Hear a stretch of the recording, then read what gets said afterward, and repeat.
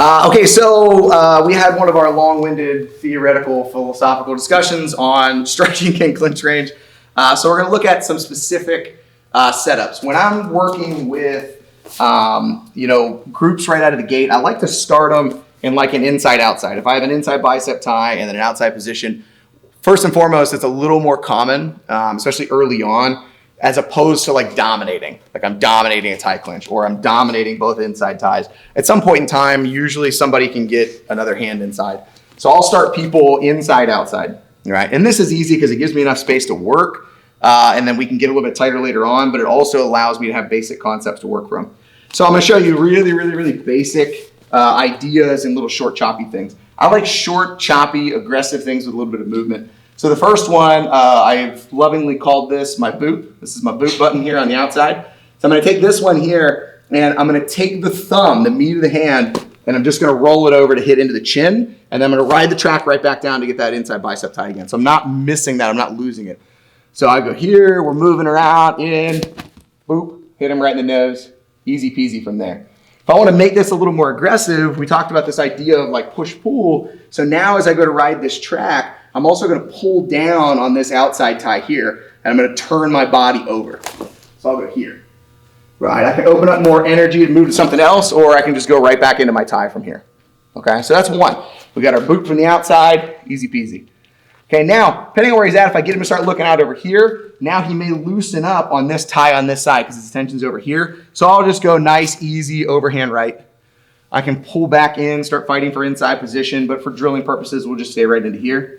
So I've got this little outside meat of hand. Oof, I've got this big one over here.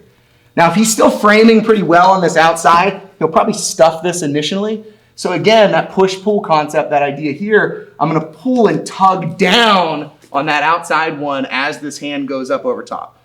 So if I feel a little more resistance from that little inside tie he's got, I'm gonna rip his body down this way to then be able to turn and commit. And I'm really like wheeling on both of these.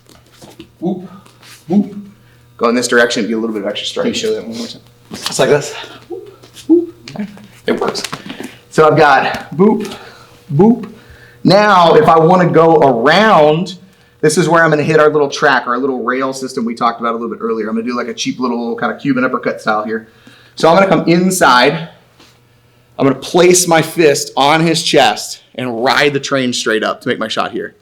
Okay? When we go to do this, two things that we're most likely going to run into. Once again, he's got the bicep tie. So if I start to move this arm out, he'll probably feel some of it. He might drop his elbow into here. So what I like to think about doing is pulling the arm, and then I'm not going to reach out to go to do this. I'm going to snake, right, to go to the inside here. So I'm going real tight, thinking like inside of the thumb, all the way to find the chest and go to hit here. Instead of just whipping around and going into here where he may move his head, I'm gonna let him kind of be on a delay. So I'm gonna come to the inside, run, and now I go up. Right? Like straight like OG Mortal Kombat uppercut style. Hadouken. Tiger uppercut. So I'm here, roll, snake to the inside, find the chest, okay, and I'm going straight up. Bang! That's how I make my shot. And again, I can start going for other positions, stuff like that. But we'll just drill this with our groups nice and tight. So, boom.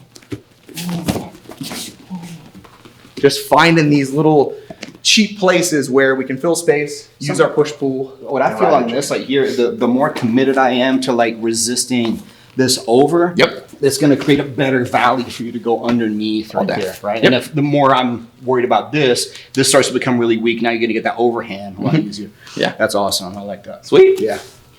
Boom. Peace out.